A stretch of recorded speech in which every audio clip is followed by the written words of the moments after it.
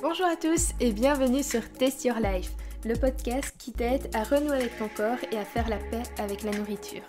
Je suis Célia, diététicienne, et dans ce podcast, je vais te donner toutes les clés qui m'ont personnellement aidé à sortir des TCA.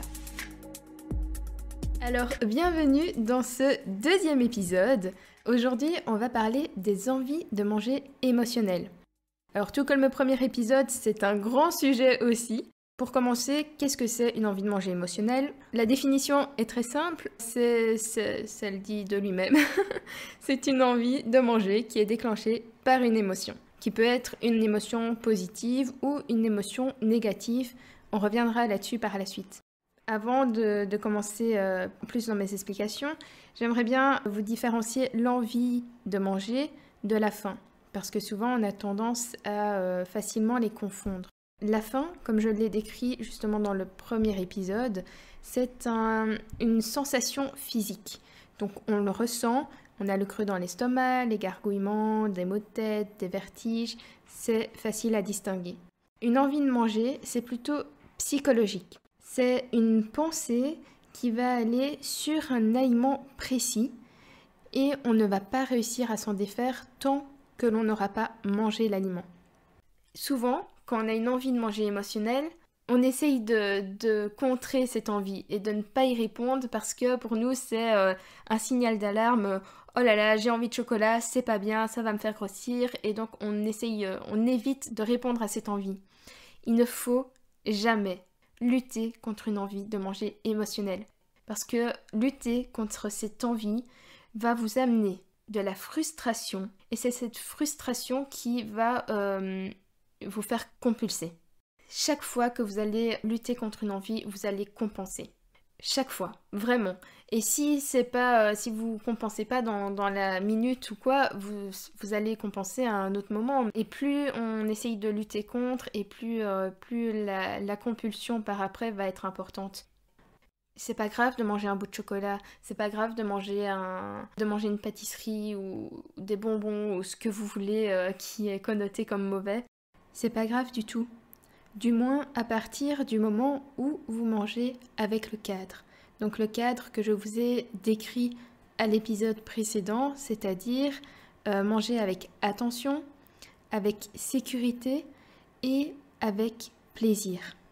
N'essayez surtout pas de répondre à cette envie de manger émotionnelle par un yaourt light ou un fruit ou quoi, parce que vous n'aurez pas le plaisir. Le plaisir ne sera pas complet.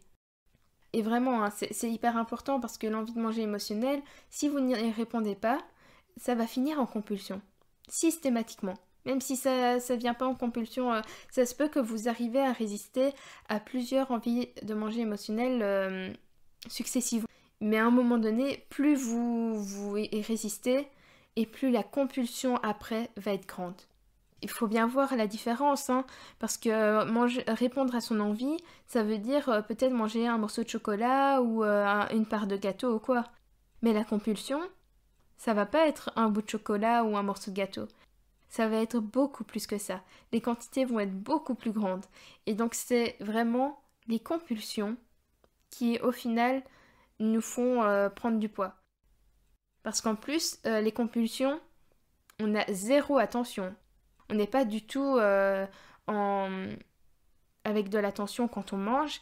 Et au niveau de la sécurité, là c'est zéro aussi. On n'est pas du tout sécure quand on a une compulsion.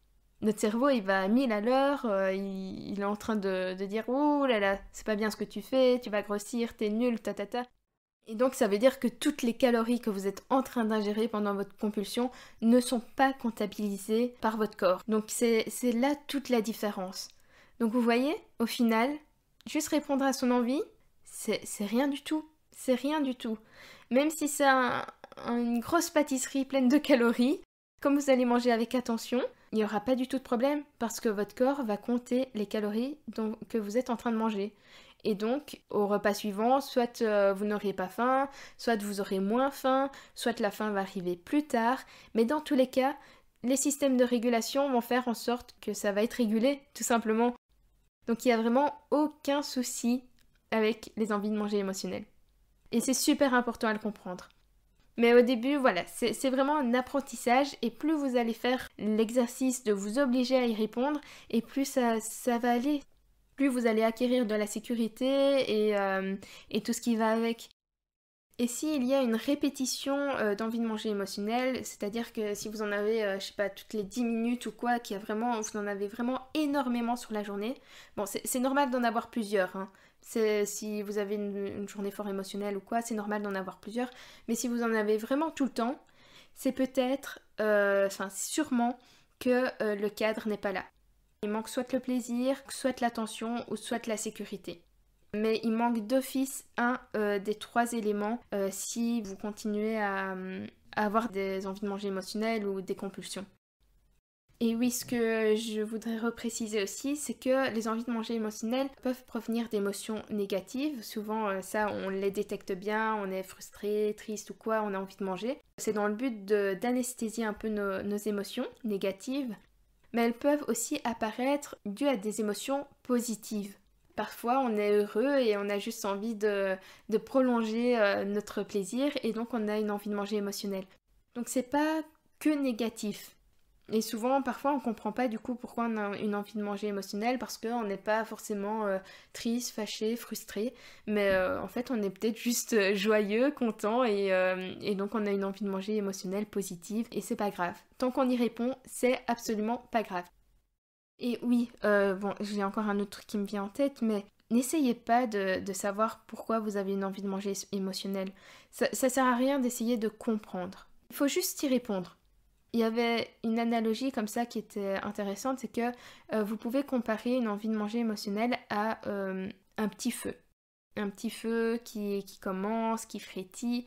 Et si on mange ce dont on a envie sur le moment, ça équivaut à jeter un seau d'eau sur le petit feu qui est en train de démarrer. S'il est tout petit, le seau d'eau va l'éteindre tout de suite.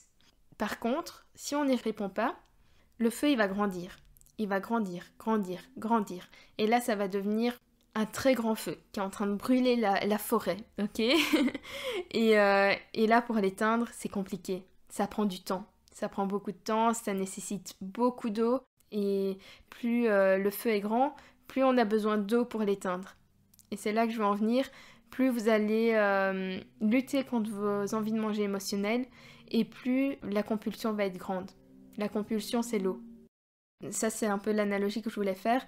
Et oui, donc j'étais en train de dire, n'essayez pas de comprendre pourquoi cette envie apparaît. Vous pouvez essayer de comprendre pourquoi elle était là après avoir éteint le feu. Ça, vous pouvez. Mais quand elle est là, il n'y a rien d'autre à faire que d'y répondre. La seule solution, c'est d'y répondre. Parce que sinon, si vous cherchez des explications, le feu, il a le temps de grandir entre-temps. Donc voilà, c'est tout pour cet épisode. J'espère que ça vous aura plu, que ça vous aura intéressé et que j'ai été claire dans mes propos. N'hésitez pas, vous pouvez venir sur Instagram réagir à cet épisode, me partager un peu vos expériences. Il n'y a pas de souci, hein, je suis très ouverte à la conversation. Donc mon Instagram c'est celia.diététique. Et donc voilà. Moi je vous dis à bientôt dans un prochain épisode. Je vous souhaite une bonne journée ou une bonne soirée ou je sais pas trop quoi. et à la prochaine. Salut!